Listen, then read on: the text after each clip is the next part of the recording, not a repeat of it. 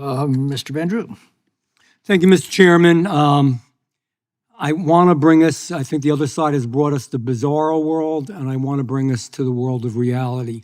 First of all, I want to say to you, Ms. Minter, and I mean it, I know you hear crocodile tears from politicians, you hear how sorry, you hear how sad, you hear the condolences. None of that does it justice. There's no words I can ever say. I say this every time we have another victim's family here. I pray to God there's a day when this no longer happens and we don't have to have these hearings. But we are going to have them with the good leadership of our chairman of this committee because it needs to be talked about. And if it needs to be talked about over and over again, and good Americans like you are willing to be here because you love your children, because you loved her, and you're willing to stand up, I applaud you, because more than a condolence, more than any of that, is when somebody says that to you, say, change the policy.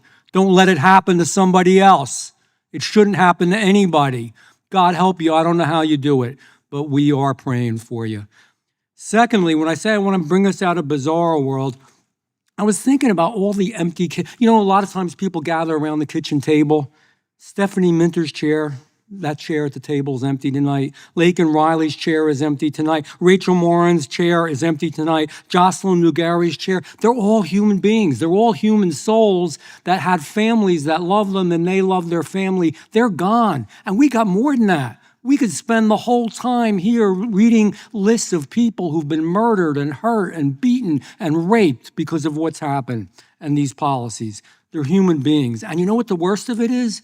And not the most important part, but on top of all of it, we're paying for all this. Sanctuary states and sanctuary cities cost a fortune. State of New Jersey, where I am, they estimate, and this is not me, came out in publications, $7.3 billion, not million, billion dollars every year because of sanctuary policies. That's a lot of money for people who are really squeezed. And it's horrible, and it shouldn't happen.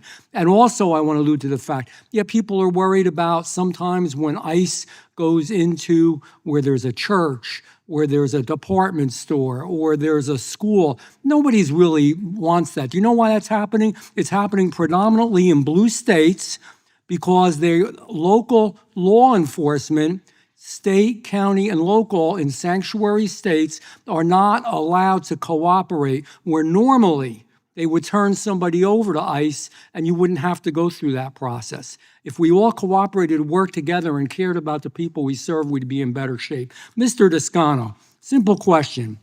Are American communities safer when illegal immigrants who commit crimes are deported or when they remain in those communities? Are they safer when they're deported communities? Yes or no? Just yes or no? Well, sir, that's not... Yes or no? Yes or no? Sir? I'm asking the question. And I'm trying to answer them. No, you because are... you asked me a question that's outside of my purview. Jim Jordan down there asked you questions. You're a human being. You're sitting next to a woman who lost her daughter. Can you tell me if illegal criminals are removed from the country if we're safer? And to suggest that I don't care about what happens in my community. This is my I go to work every day trying to protect my community. You are going to answer my questions. You don't show any discipline. When I'm asked questions, I answer them. So you're not willing to answer that question. Okay. So I ask you this question. Let's talk about Abdul Jalal. Yes or no, would Stephanie Minter be alive today if he had been deported? And you know why he wasn't deported? Because then, quite frankly, the administration was not as aggressive, and if a country didn't want to accept these awful people that came from the country, we didn't know where to send them, and we held them and we detained them. Now we're finding places to send them so that this doesn't go on. That's the answer. That's why that happened. It's not a mystery. It's not something weird or unusual. They didn't know where the heck to put it. Now we just do it and we get it done. But nevertheless, would we be safer if he wasn't in the country then? Would we be safer, yes or no? Sir, yes or no, or to be safer if the man wasn't in the country? Damn it, answer my question. Sir, I'm trying. You keep changing the question. No, it's yes or no. There's a bad guy that murders people. Are we safer that he's not in the country? If somebody is... Nope, you can't answer the question. I'm sorry. I'll ask you this. Explain to the lady next to you. Abdul Jalal was charged in your county more than 40 times, not 4 times, 40 times. Your office dropped the charges in almost every single case. That's fact. We have it documented. We can look at it. Your own Fairfax County Police Department wrote your office, we have it, it's fact, May 2025, saying he had shown a, quote, blatant disregard for human life and was a danger to the community, and that if he wasn't detained and deported, he would seriously hurt someone or kill someone. The very man went out and then killed someone. Okay. So the question is, couldn't have we done better there? Yeah, the gentleman's time has expired. Mr. Knott. Thank you, Mr. Chairman. Ms. Minner, I'm so sorry. This is clearly a preventable crime, despite what has been said. As the father of 2 daughters, I can't imagine what you're going through, what you will go through, and candidly, I would not be acting as civilly with some of the people you're seated with had I suffered what you've had to endure. So thank you for being here. Mr. Descano, you said that, quote, we prosecute Virginia cases. Is that correct? That is correct, yes. And you painted a picture of being rigorous in your efforts to prosecute bad people, correct? Yes, when we prosecute, of course, we take a look at every case. Yep. We are constrained by the evidence. We're constrained by the law. And I will tell you, Congressman, you know, I think what is happening here with the number of cases that we're talking about are that Well, I want to talk to you some about are one of those cherry-picked cases. I where want to talk to cases you are about not- one of those cases, Sure. sir. Mr. Hiram Rodriguez, remember that case? I do.